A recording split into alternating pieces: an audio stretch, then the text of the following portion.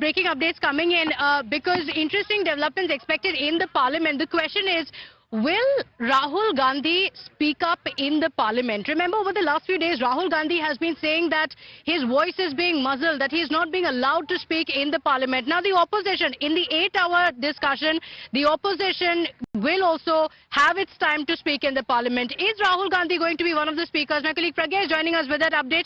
Pragya, what's it going to be? Is Rahul Gandhi going to be one of the speakers for the opposition?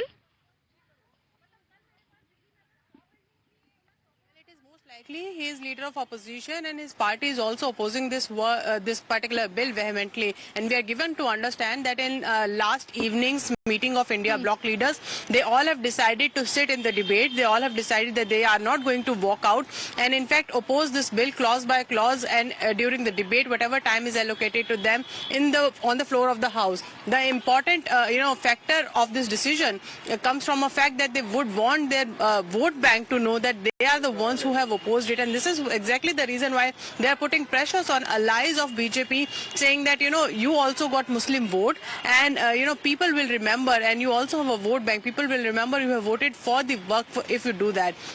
So this is a clear pressure tactic, and we are given to understand that many important senior leaders are going to speak on it, and Rahul Gandhi, being leader of opposition, is expected also to speak on it. Okay, so the Congress party gets 1 hour and 40 minutes for the debate. Who are going to be the speakers will be decided by the Congress party, and it will be interesting to see if Rahul Gandhi is going to speak up or not. The list is not out yet. With that, let's